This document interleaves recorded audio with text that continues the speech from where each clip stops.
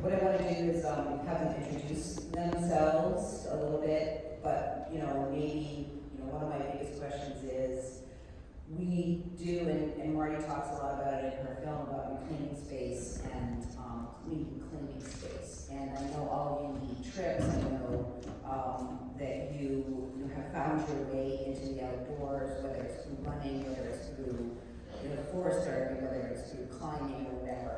So I would love for you to just share a little bit of me reading bios. And if you want the bios, they're on the website, roxfilmfest.com. But just really share with us sort of, your journey, your outdoor journey, more or less. And we'll go from there.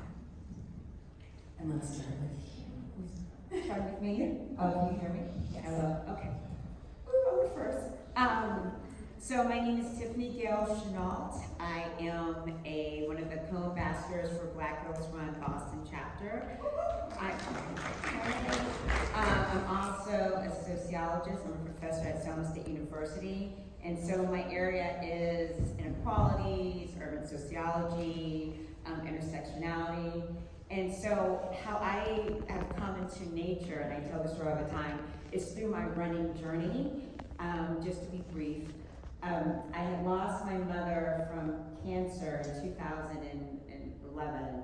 And so one of the things you had brought up is that the trope, the stereotype of a Black woman has always been that strong Black woman, right? So you go through this process of grief, and you're just like, I'm gonna keep on going, right? Like grief didn't happen, right? So I'm gonna take care of everyone else, I'm not gonna be vulnerable, I'm gonna just keep going.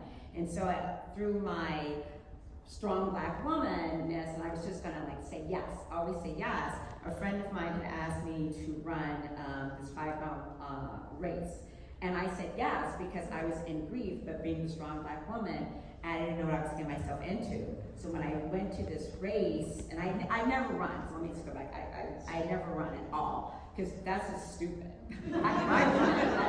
That's too much energy and time, that's just dumb, not being chased. And so I go to this race, and there are like 5,000 people. I'm like, holy crap, what did I say yes to? And there's a picture, I have like my bib number like up here, so I'm like, what am I doing? And so in this process of running, walking, being scared, I felt something. That had been known for a couple of years. And so after this race, and I'm a little delusional, my friend said, hey, you should do the Tufts 10K. And I had said, I can't run 10 miles, that's just crazy. And she's like, you just did 5, a 10K 6, I calmed down. And so I'm like, oh, wait, what? Because I didn't know anything about the running space or culture. And so as I started to run in my neighborhood, I started to grieve, right? Everything that I kept down, I started to let up. And as I'm running in my neighborhood and other neighborhoods, I'm looking around me, I'm like, where are all the other Black women? Right, this is Boston, where's all the people who look like me running? I did not see that. So my sociological brain was asking these questions, and I started to run and hill, and I came up with this brilliant idea of running a half marathon in every state to understand the running culture, the racing culture, and to find more Black women, to understand why do you run in this space when the space doesn't look like us. Fast forward, as I have gone across this country, 49 states thus far,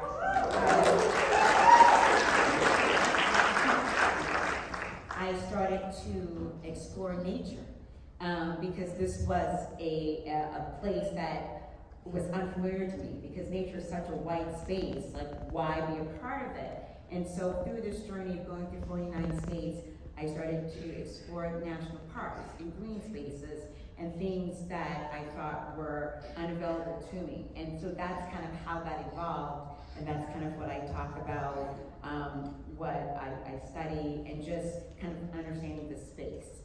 So that's how it kind of came into nature. That's perfect. The outdoors.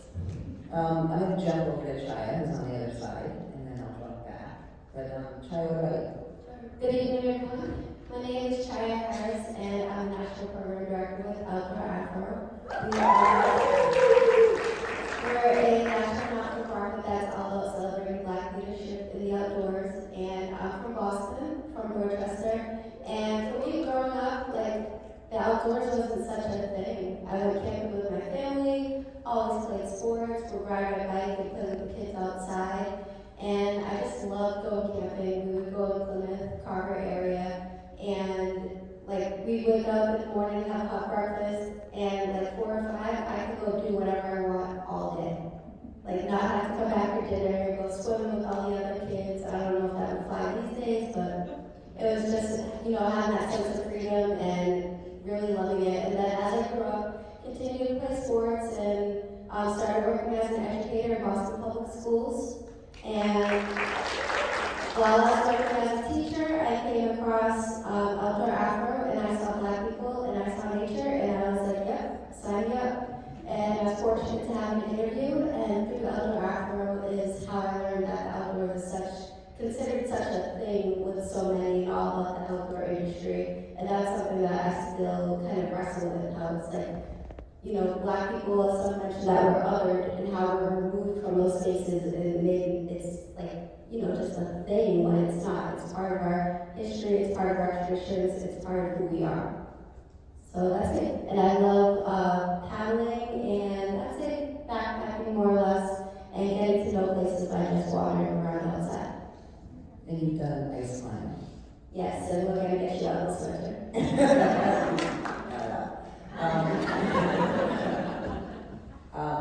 Dr. Sean. Yes. Oh, that's me. Oh, this one. Sorry. I'm Tasha Harris. Hello. There. I'm Tasha Harris, no relation to Chaya, but kinship through nature. I'm the founder of Centertime Retreats, and it's a forest bathing operation. So I take people out into nature to immerse them in a sensory experience, and you have to turn your cell phone off. I'm sorry for the punishment. But You have to what? you have to turn your cell phone off. Oh, yes. Because it's going to keep you tethered to what's going on outside of what we're trying to accomplish inside of the woods. So that's the only thing that I really try to pressure people into. Everything else is invitational.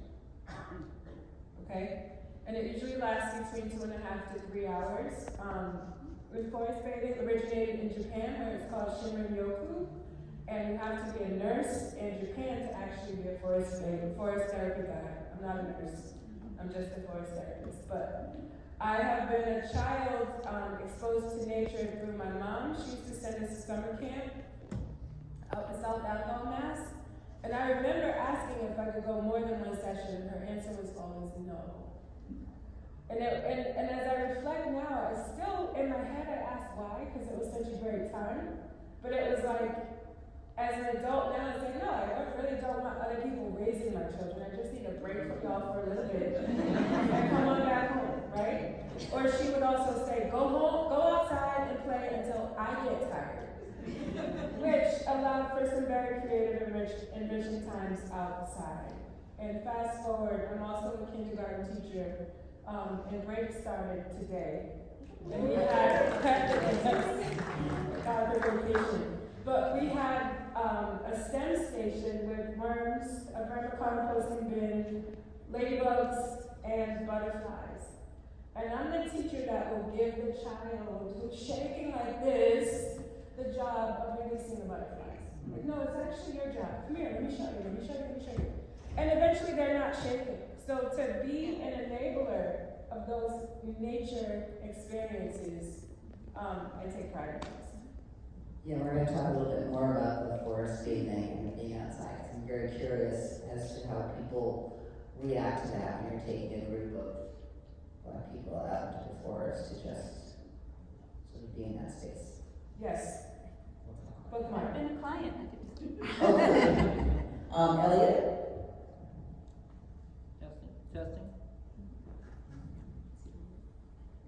Testing? Alright, great. My name is Alex Cullen. I am the equipment manager and senior outdoor instructor for Youth Enrichment Services.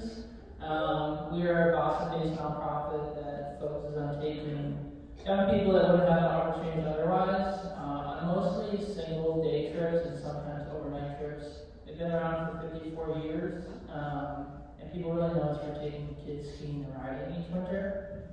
But my exposure to nature and my nature journey give a lot of credit to my parents, my mom, my dad, and my brother and my cousin. I think their goal was how do we get the three of them so tired that they just fall asleep at 4 p.m. He is related to us.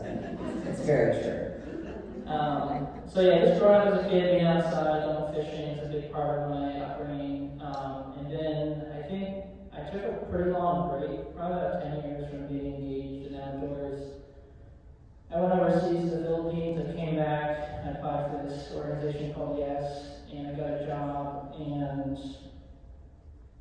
my boss is just like, hey, you want to take this ACA level 1 kayak course? It'd be really good for you.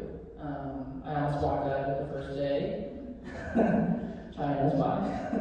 And I was just exposed to a lot of like trainings. I took trainings at ANC, you know, I did the ACA, and I just wanted to be excellent and master at all these activities, which kind of took a little fun out of it.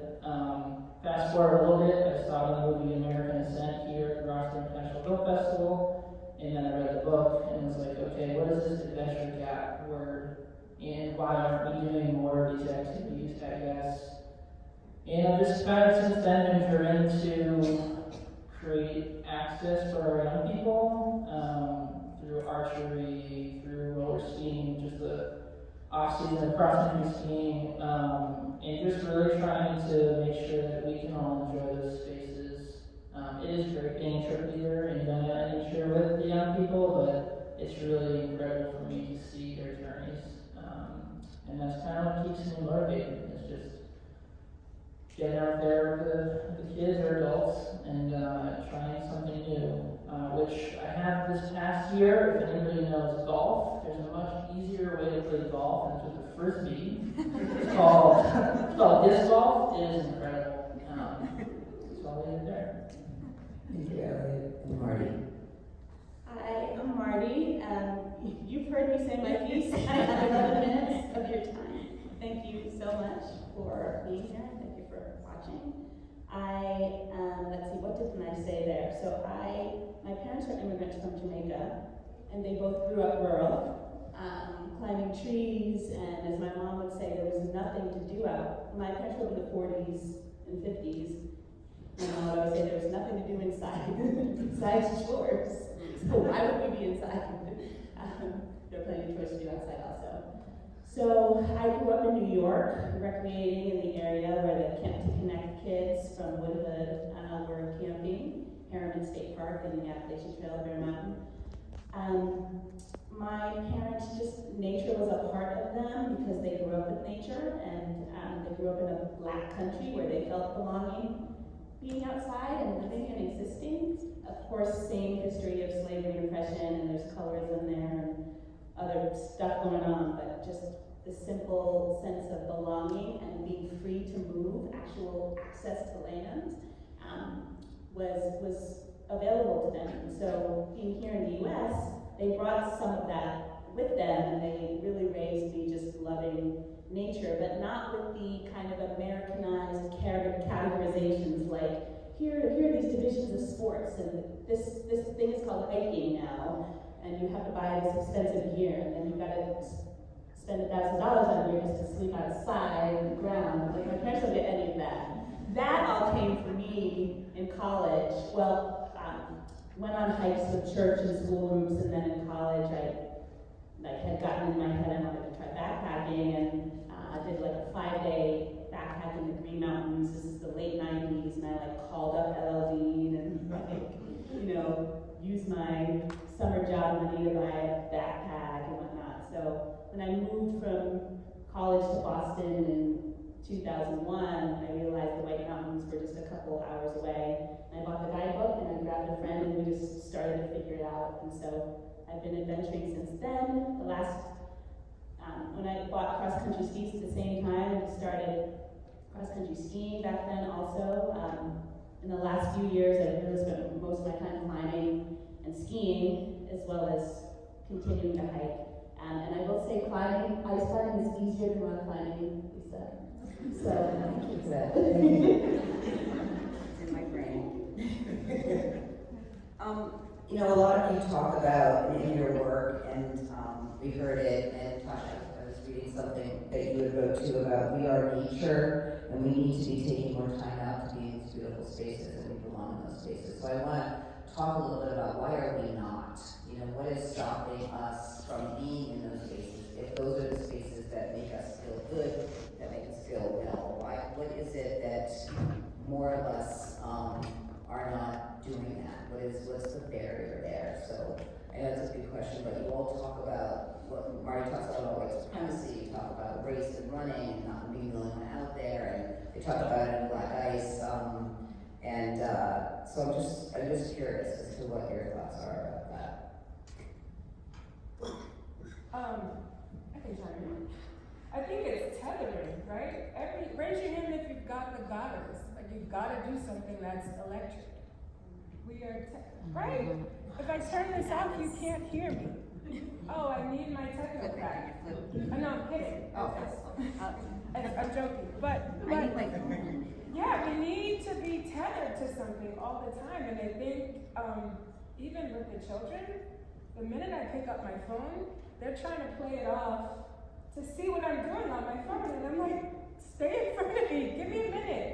They are also copying adult behavior, right? So they're trying to be tethered as well. That's the number one excuse in my humble opinion and experience, that we need to be doing something. We need to be getting breaths of fresh air. But I just want to piggyback off of that. I mean, that's one part of it, but we have to think back to there's this collective memory that we as African Americans share in regards to nature as a whole, right? There's like trauma in that. Like the land is, it's scary. There, we've been lynched on it, right? There's this history that for generations, that for some of us, the nature, the outdoor space is unsafe, it's dangerous. But also part of that too is because of things that we talk about, kind of segregation, racism, and also thinking about kind of the great migration where many of us left the South and went to the urban North and out West. We have been separated from the land, right? So our relationship to the land is very different than how it had been in the past. And so we lost that proximity. So for many of us, we don't live in proximity to the space. We don't live in proximity to the outdoors. And so there is this othering, there's this distancing one, and there is this kind of this memory of trauma. So it's complex. So we've been forced to be in the land because of history, but at the same time, we've been stripped from the love of it. And so you have that, and then, add to that the technology of the 21st century. And so we don't feel that we're a part of the land and the space. And I know that, for example, as I was traveling and going to different states, and people would say to me, Idaho's a state, but whatever state, and it's like, oh, there's camping out there, and it's great, and it's this wonderful place. I'm like, oh, Idaho, I don't know. Like, I'm not, like, it's a dangerous space to me. It's a white space to me that something could happen to me. And I will say this, and it's very true, going to that space, because of this journey, I'm like, Idaho is gorgeous, and it's amazing, it's beautiful. But I would not know it because no family, no friends out there. I was listening to our first movie of like the black man who lived in Montana. I'm like, how'd you get to Montana? Where are your parents? Like anyway, that's a whole other side conversation of like, you don't know black people, but being in those spaces, right? And when you don't see yourself, and it's this kind of, this distancing, I think that always adds to it versus if you lived, maybe close in the South and you're by Appalachia and you're by the Appalachian Trail, like there's a connection there. And so it's different. And I'll just add this briefly. For Black and brown people, we may have access to parks if we utilize them, but not in terms of the bigger, you said the White Mountains, that's a drive, how do you get there? You have to have some money, do you even know about it? Figure it out. Right, I mean, so there's a whole spectrum of how we quantify nature. Right. I mean, I think you're but I think you're right. And that's what I wanted to sort of get at too. Is like, remember, we had the Green Book. Like we had places where we didn't feel comfortable, and we had to have something that told us where we could go to be safe. Yeah, on the notes of the Green Book, so Outdoor Afro, we have networks all across the country. We're in more than 32 states this year, from Portland, Maine, over to Southern California. And we call them networks because anybody can join us. And when people sign up, the question that you do outside if time and money weren't an issue? And we get a whole range of answers, but that just highlights, racism, whatever ism you want to pick, and capitalism, that keeps us from being able to spend time outside as well. I like to joke with my friends, but it's not really a joke, that I would love to see reparations in the form of rest and a break from work for Black people, so we would have more time to be able to get outside and keep connected with people. I mean, I think that. Oh, were you gonna say something? Yes, sure. I was just going to say, and reflecting kind of on so much history that Tiffany just shared, that if you go way, way back to the very beginning and think about even just the founding of this country, dispossession, right, of the land from indigenous people, slavery of Black people, and a colonial imagination that said to white men only, go forth, fill this land with your own storytelling. Here's free land, you get to own it. You get to, individuate and actualize and be whoever you want to be. Meanwhile, everyone else, we were controlled, restricted, policed, scrutinized. It's not even in our mainstream imagination for us to have this sense of equality, equal standing, and belonging. So just think about how much is required to unwind all of that oppression, to find all of the stories of Black people connecting to the land and being leaders in the land. That is a process that is happening, but takes time. Yeah, and even in our national parks. I love our national parks, but the story of the founding of national parks was to kick out the indigenous people, kick out the Black folks, and kick out the poor white folks who were on the land, so that middle class white men look, right? I claimed I dominated very manifest destiny. And so that's why, when I visited so many of our national parks, I'm looking, I'm like, where are we at? But again, from the movies that we saw, I think because we're not ice hiking or climbing rock, whatever it is. You know what it is. But when you see someone who looks like you, it's the culture of the Black not hey, right? You're out, okay, we see you. Right. Because again, we're not even in the spaces where the national parks are supposed to be, America's greatest idea, this is for all of us, but it's really not. So what are those narratives that are being told? And then how can we have those counter narratives? Right, even implicitly. Yes. Oh yeah, that they're being told and who they're being told to and how are we getting those people out of those spaces. Now all of you do that. Why is that? Why is that so important to lead people? I mean, I think we touched on it a little bit about you don't necessarily want to go out on your own. You don't feel comfortable. I don't want to run in this neighborhood that I don't know of. I don't want to go out in the woods and be by myself and not necessarily see anyone that looks like me, or have to, defend myself or something. So you have all, put together groups to go in groups almost like posses to go and do things and go and enjoy the outdoors. So can you talk a little bit about that, why that is important, especially with youth, especially helping people understand the importance of the outdoors? I'd like to chime in, being that I have the littlest learners in my K-1 through 12 school, and one of my best field trips that I organize and take them to is the Arboretum, basic Jamaica Plain, big park full of trees. What am I going to do with 40 kindergartners at an Arboretum? Right? Why would I do that? But we bring clipboards, they sit down and they sketch their tree. First we have a scavenger hunt, because they have to get their energy out from the bugs. And then we have a snack, because they gotta eat. And then I tell them that if you don't bother the bugs won't bother you. And that's a promise, right? Don't go poking things, you won't get poked back. Just stick it out. We break down the basics. But I kid you not, there are only behaviors I've seen on those trips in the 8 years I've been at my school are allergic reactions to pollen. They don't behave. They run around, they check out the trees, they scratch and sniff, they share what they've drawn, they've eaten snacks, they only pluck from the ground because they've been prepped and they know the norms. and they actually sleep on the bus back to school. And that's a free trip. That's a free trip for us because the Arboretum can provide buses for Boston Public School children. And it's one of the most important trips we take. Because I can honestly say I think the percentage of children who actually go there just as something they do with their families is very slim. I should do a survey, but I off the top of my head, I know it's very slim. And the same with adults. When I go to these places, some will say, I haven't been here in years, like the Homeless Farm. I used to come here as a kid.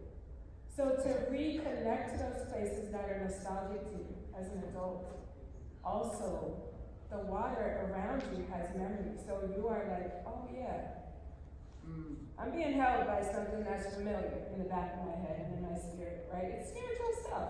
And we forget. And sometimes we cry because the connection it gets a hold of you and you're like, all right, I miss this connection. And there might be tears, it's okay, let it flow. The more you cry, the less you pee. Quote my mom. The more you cry, the less you pee. That's what she always tells us. But let the tears flow. Which is why you're outside all the time and stuff. Elliot, what about you? Can you repeat the question? The question was taking, leading. So you all lead people on adventures into the outside, people of color, youth of color, and I think it's a really important way to get people out into the outdoors. You know, as Tasha was saying, we forget that we played outside as kids, or even if we didn't, we forget maybe there's a memory there that you went to a pool, you went somewhere. Yeah, I think for me it just comes back to my journey too, but we just need to be out there the same way that the Memphis climbers went out ice climbing. I think when I take on people, I worked at YAS for 6 years, and we did our first boot camping trip this past year, and it took a lot of push from leadership to take our kids camping. But I think for me, it's just like, why not? Why not give any of our young people the opportunity to go camping? I think I try to choose a space where I'm most comfortable first, which happens to be Mount Cardigan. And it's just, for me, it's taking our young people out and they're just being themselves. It's benefited the times that I've gone out where there hasn't been anybody around, but they can be as loud as they want and no one cares. Maybe no one's around, but they can just really be themselves. And I think on kind of more of our winter side, the ski industry has so far to go. But yes, brings over 800 young people skiing snow each winter, which is over 43 coach buses. And some mountains have been super welcoming, and some mountains haven't. But it's great when, skiing can typically be a sport where the kids are a lot more afraid. Most kids enjoy just being on the bus and watching movies. But I think it's important to have them create their own experience in the culture. And you can't do that if you don't take them out and give them a chance. So that's kind of, I think. Well, I would just say, for Black Girls Run, one of the things that we do, not only do we have group runs, and we're like in Franklin Park, and we're outdoors, we also do hikes, but let us not forget, again, kind of the stereotype, the tropes of being the strong Black woman, but also we've just gone through a pandemic. So just for the sake of mental health, right, I think we were talking about just taking a break and being able to be outside and look up at the sky, just have that moment, and to be around for us, other Black women, to just commiserate, to grieve, to run, to laugh, just to have that soul sister time together, in the outdoor space for 30 minutes, 45 minutes, whatever it may be. That has been helpful and beneficial. We've seen kind of an uptick post-pandemic because of all the mental health issues that all of us have encountered, just to be outdoors and to let it out. And so that's been one of the benefits of, being in nature and being in this outdoor space for us. Yeah, I think that's really important. Does anyone else want to answer that about leading before I throw it out to the audience? Any questions? Sure, I would say a couple of things. I think Elliot kind of mentioned briefly at the end, but I'll emphasize culture making and culture building, so that when we are out enjoying whatever the activity is, it's on our own terms. It's us saying, you know, we get to be here and be in our identities and bring our full selves and bring our culture into this. We don't have to replicate what we see from the, you know, white mainstream society that's been so dominant in kind of nature, whether it's conservation or sports or activity. So that's critical. I think it's something that we, when we talk about this issue very broadly, we don't hone in on, because there's you think of the important but the urgent. There's like the urgent stuff of like safety, like physical safety, emotional safety. There's barriers in terms of resources, but actually, like, no one's gonna want to do something with their free time if they're not feeling like they're connecting, that they have rapport with people, feeling belonging, feeling like it's their own. And so I think there's a criticality to that. And I would say the second thing is just, for me, I just have spent so much time in the backcountry. I really want to make sure that I currently don't have children, but like if I have any legacy to leave, it's just passing on whatever my experience is. You know, I just spent so much time like above tree line in the mountains in the winter. There aren't very many Black people in that space. I want to make sure that I'm passing that on. So that's really important to me. It's been really meaningful for me to volunteer with Outdoor Afro, where Chai is representing, and it's been significant for me to develop kind of one-on-one or smaller group kind of informal mentorship experiences where we can really get into the technical aspects of some of what I do. So. Great. Do we have any questions from the audience? Anything about the films? Oh. Hello. Thank you so much for putting this together and to the organizers. But I just had a question regarding, I think something that Marty mentioned when you first introed, just around, at least when I think of like entering to the outdoors, like we need to like go through these checklists and like have all this like very deep respect, and like it's gonna involve spending this money, and like I guess I'm wondering, are there ways that you or have found people kind of reframe entering into that, and like how can it be less of this kind of resource intensive thing and more like, you know, I go to church, just like going to church or something like that. How can that happen? Maybe? I love that. I feel like Outdoor Afro is really good at that. Gotta wait a minute till it. Yeah. So with Outdoor Afro, we have a lot of like entry level events. We phrase it kind of like that. Like we'll do beginners ice climbing or beginners rock climbing. We try to balance local events with locations that are farther away throughout New England or even across the country. And it also makes me think about my days as an educator. We had a beautiful outdoor classroom, and I would bring kids outside, and they're like, Miss Harris, I'm hot, it's cold, it's windy, there's bugs, like, what are we doing up here? And I'm all excited, like, oh, we have to build this garden bed, and they're just, no. And so it made me realize that, you know, I had this idea of things that we could do outside, and they weren't into it, so I had to start with what they wanted to do, and I had to meet them where they're at. And so with Outdoor Afro, I often talk about find out what people want to do, what they're already doing, and how we can build on that. And I'm really big on using gear that you already have. We have people that go hiking in their Jordans, and we might have to adjust the path a little bit for that day, but it's worth it. We have people that would, have a backpack from TJ Maxx, and that's fine for the type of activities that we're doing. We share resources on how we can get different equipment that you might need. If it's a beginner's program, we make sure that we go over the packing list and all of those things are included. So my advice to you would just use what you have and get outside. I think that's a good start. I know that in the Black Girls Front, we have a relationship, not to plug, but I will, kind of REI, because when you talk about doing stuff in the winter, and I'm like, Black people don't do stuff in the winter, it's cold. Like it needs to be a conversation of, I didn't even know how to dress. Like even though I had run in whatever, so many states, I did not know how to dress. And so REI, just for an example, was like, oh, you need your base layer, insert layer, your protective layer. I'm like, your what? Because you don't know. I think so. That's kind of part of it. Of like, what's the language? Like, talk to me about before I even go outdoors. Like, I don't even know how to dress. I don't know the gear.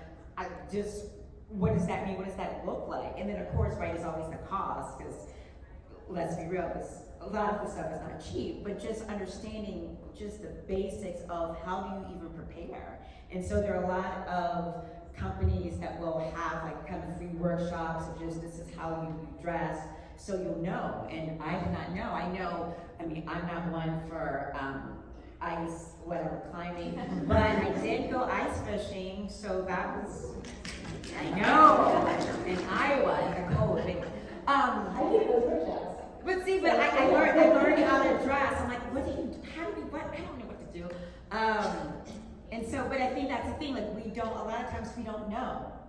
We don't know, but if we can just like, whatever you got, just go.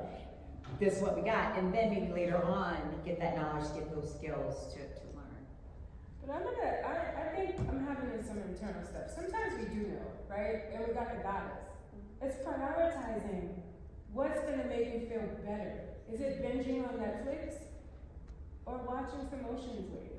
Or building sandcastles with your nieces and nephews? You gotta pick a team sometimes. And Mom and them used to put us on long johns. That's a base layer. High shirts, that's a base layer. You know how to dress. If you're from New England, you know how to. But Well, that's we're right. also know when to not I'm go not from outside. New England, lady. You know not, you know also not to go outside, when not to go outside. No, but I want to touch on that a little bit, because I think it's really important about knowing, right? It's like anything. It's like, it's like your freshman year in college, when, some kids know exactly what courses they're supposed to take, and they've been told, and, they have a legacy there, and that's not a problem. Where, for us, we don't necessarily know what courses we're supposed to take, what are we supposed to do, so, sort of at a disadvantage. So to have organizations like what you all are doing, and bringing people outside, and just, and sort of like, demystifying it, and not feeling like you have to show up at a place where maybe you have, your dress shoes on because you don't have sneakers, and you're like, oh, and then you feel embarrassed or something like that. I think it's important. That is an important part of it, is having something that looks like you, help you through that space, right? Yes. Any more questions? In the way in the back, go ahead.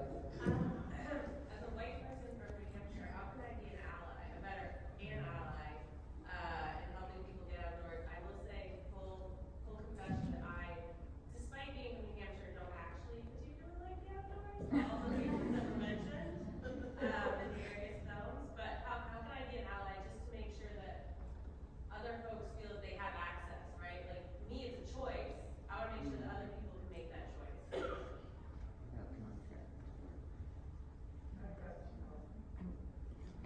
Sure. So thank you for that question. I very much appreciate it. I think that probably the first thing to do is to gain an understanding of gain racial literacy so that you can support in ways that are actually supportive and aren't coming out of white saviorism or paternalism. Often the thing to do is really maybe, donate to organizations like those here on the stage and just listen and learn. The way to support is not always to get involved. It might be when invited, but it might not be. So I think that's the first thing I would say, and I would just, continue to work on your learning. If you've got some sort of technical support to offer, and there's an organization that can use that support, that's great. Stop picking up all the air in the room. Yeah, I mean, just to piggyback off of that, I think it's important, because when people say allies, they're kind of like, but it's important to listen and to say, you know, if someone says, I need X, Y, and Z to be there to support, I don't think it's a matter of, you know, I'm gonna help you do X, Y, Z. It's just like, I am here, what can I do to support, what do you need? And then let people kind of be in their own space without giving them that time and that respect, and just kind of, you know, if someone says, hey, I need your help, can you help? Most definitely, but I think it's, sometimes people tend to insert themselves to be helpful, and sometimes that's not helpful. You know, people have good intentions, but I think just kind of, I'm here, and if asked, I will help, and if not asked, it's fine. I feel like people don't always have to, like, I'm here to help, what do you need? It's just let the people themselves kind of figure it out, and then come to you for, you know, help and or resources if it's needed. That's my 2 cents. I mean, it's interesting because you look at Black Ice, and really the way that all came about was mainly because of Conrad, right? Who is a white ice climber, who's a climber anyway. But I mean, I think in looking at that type of situation where, you know, he went to Memphis Rocks, there was a relationship between him and then in Montana that was sort of like where the whole ability for him to gain access to the mountain is a different way of sort of like that approach as well. I think the relationship is probably Yeah. the key element of that. He had, I don't know the details of how, but he had the relationship capabilities. It's the relationship, and it takes time, and I think that's the thing, people want the quick, not the quick fix, but I mean, you know, in the last couple of years, social justice has been very faddish. I know, and again, I'm speaking from corporate side, that we've seen a lot of companies that are like, oh, DEI, diversity, we want to help, we want to do all the things because it's popular, but not knowing that this has been going on, this is nothing new, right? The things that Black and brown people have been experiencing in outdoor space has been ongoing. And so I've seen oh, let me get on this bandwagon of, because it's a popular thing, and now that no one's talking about George Floyd anymore, no one's talking about Breonna Taylor, no one's talking about Ahmaud Arbery, it's like the silence. And so we see what's happened versus some corporations, some folks have been like, this is what we've been doing way before, we're gonna do it now, we're gonna do it to the end. So I think we have to realize that and acknowledge that. Right, exactly. Yeah, I just wanted to add on, kind of like with my example with my students earlier, I had to get out of the way. I had to like put my thoughts kind of aside, my perspective, and really get to know them, build on the things that they were already doing to be effective and really build that relationship. And with people like Conrad or white people who might consider themselves allies, what I appreciate about Conrad that wasn't shown in the film is he speaks up to other white people in the industry. So yes, he forms these relationships and he'll come to the hood or whatever you might want to call it. But more important to me is that he'll challenge things in the industry, and he admits his own learning and his own shortcomings, and he's working on that.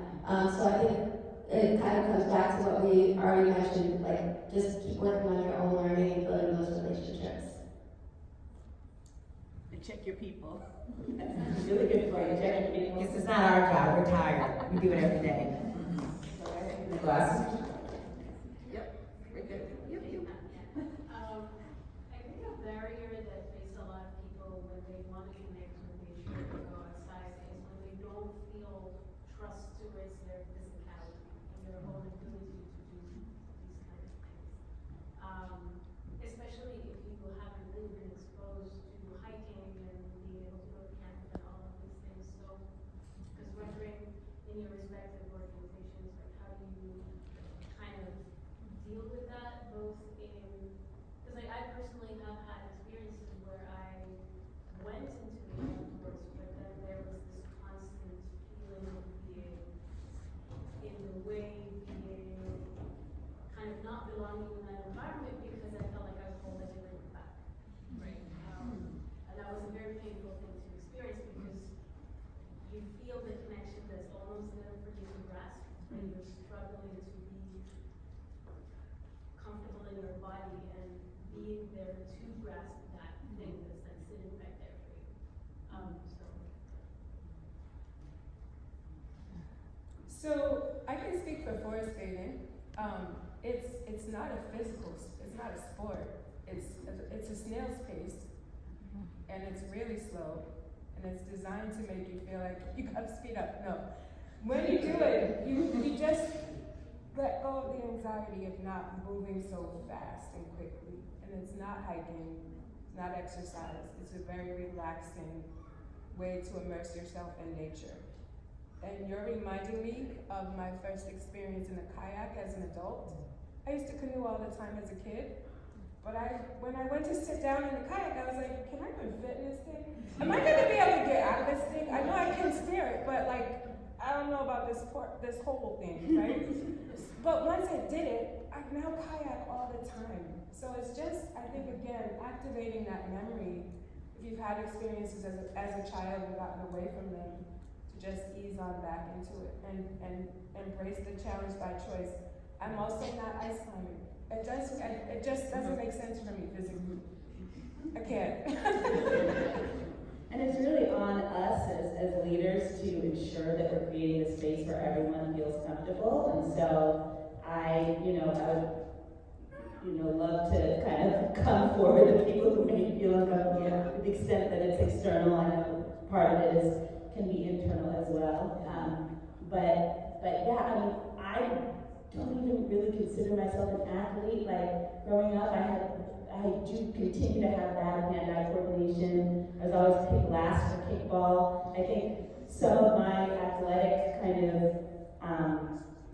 involvement now is coming out of me kind of like my insecurities from childhood, right? Like, so I think a lot of us can kind of face this. I hang out with mountain athletes all the time. I'm the slowest.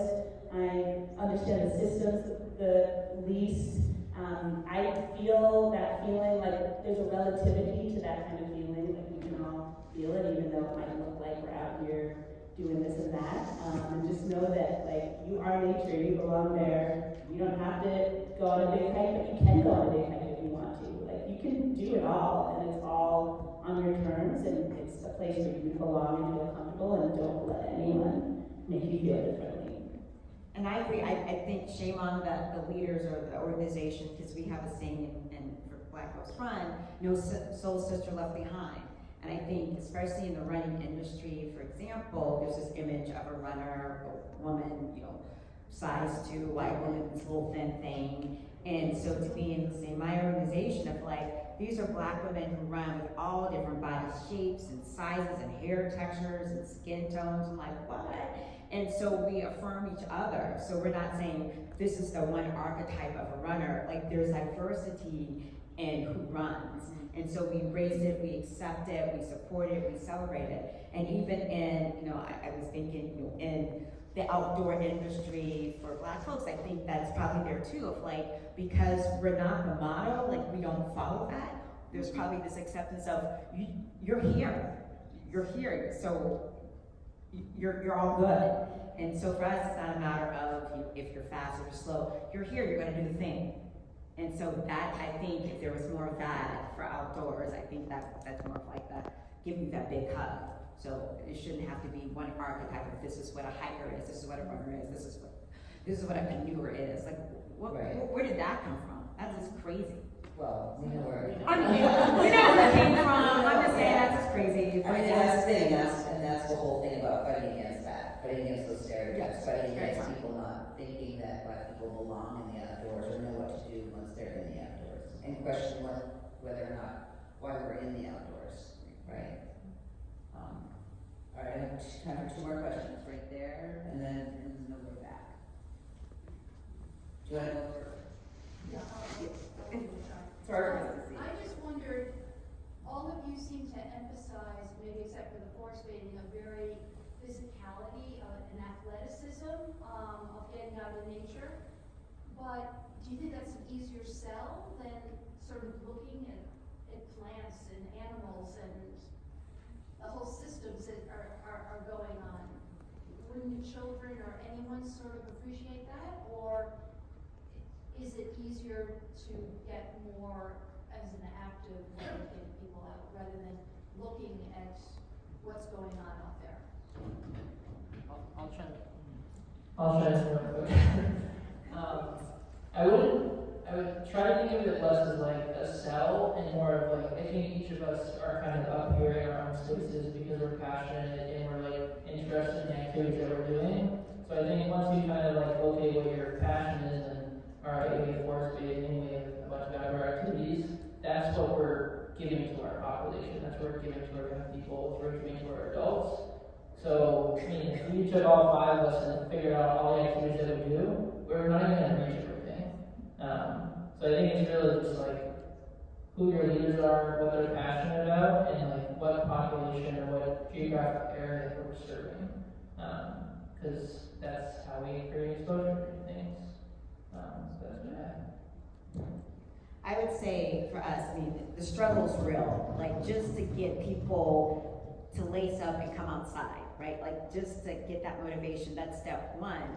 And then once we're out there, then it's, you know, other things happen, you see other things and you can appreciate it, but it's just getting people to just get outside. Like that's step one. I think that's for us important. And then it's all about the trees and the nature and the, you know, it's like, wow, but you gotta get out the house first. Okay.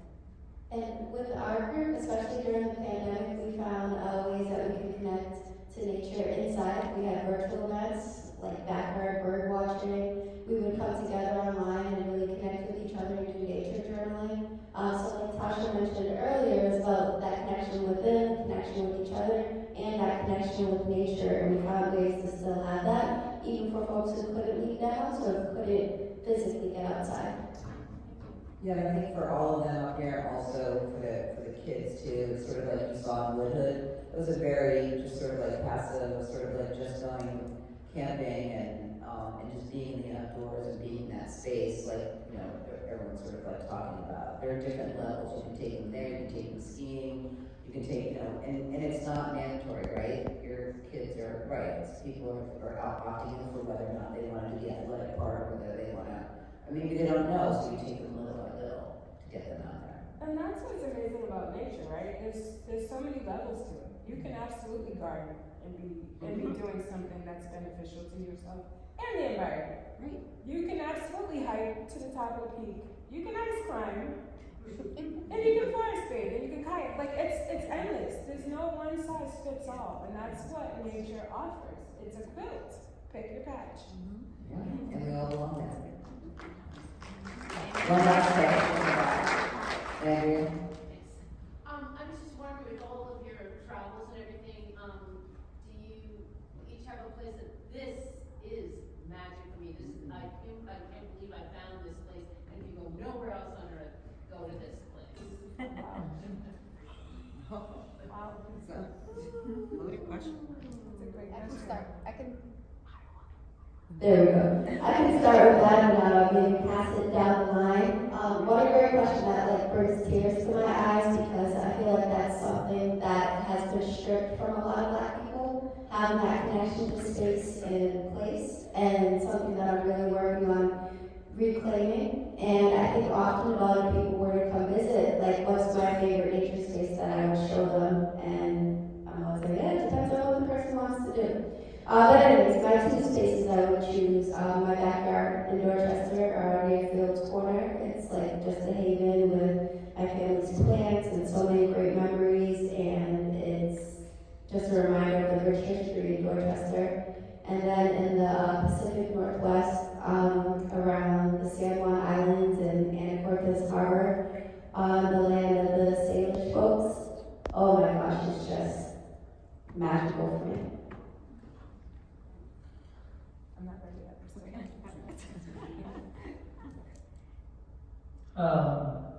Very good question. I think I don't have a specific place, but anywhere that I'm around water, particularly the ocean. I think I had a pretty deep history, childhood of fishing. So I think when I'm on a boat, on a charter boat, unfortunately I still pay for those. just being around the ocean is kind of my safe nature space. Let's see, I'm gonna quickly give you three, because I don't do superlatives, I can never do one of anything, no favorites. But up Island Martha's Vineyard, I've been going to Martha's Vineyard every summer since 1998, and it's a black summer place, has been since the 1800s. Up Island is like Chilmark and Aquina, and it is just stunning. The beaches are world class. There's dunes, there's sand. The beaches are far away from homes and roads. It is just like my special place. Other special place would be Jamaica, particularly the northeast shore, Portland Parish. And then just to pick one of my favorite international places, South Island, New Zealand, that you can go like to the top of a mountain and then be like swimming in the ocean within an hour or so. Well, when I say top of the mountain, I mean like snow-covered, 14,000 foot peak on a glacier, and then like be at the ocean within a couple of hours. It's pretty amazing. It's hard when you've been in 49 states. I would say for me, one of them would be Yellowstone National Park. I remember this feeling of like it was so spiritual and kind of getting a little choked up. I love that I would go back time and time again. Yellowstone National Park. It's like being on another planet. And the beauty of, I guess I have three, and the beauty of Harper's Ferry National Park in Appalachia.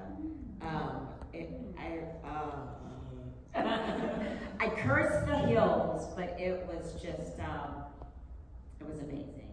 So I have more, but I have many connections, but those really kind of stand out for me. Okay, so growing up, it was instilled in me not to like do certain things by myself, and going on hikes, of course, like instilling in my mom, don't go by yourself, don't go by yourself.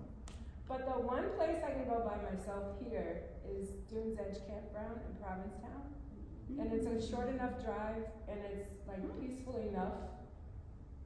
With the coyotes at night, they can have it. But other than those guys who just roam freely, it's peaceful enough for me to feel like safe and comfortable as a solo person. And they have brand new, what do they call those? Not yurts. They're canvas cabins, yurt-like, but they're not circular. I forget what they're called. Dune cabins? What is it? They're the dune cabins, like you can stay. I don't know, but they're beautiful. When the sun hits them, they're all like ivory canvased, and it's just like this magical place at night, at dusk. And then I stay near my picnic table because the coyotes come out. It's even a real. Challenge by choice, I'm not into those guys. And secondly, I had the privilege to go to Ghana this summer, being African American and not having that connection to your motherland, it just hits you different. It's Black Heaven. And the folks there are soft-spoken, so you have to slow down to listen to them. Because it's rude to keep saying, huh, what? No, just stand still, stop fidgeting, and listen. They speak perfect English. It's not going to be loud for you, though. You really have to just listen.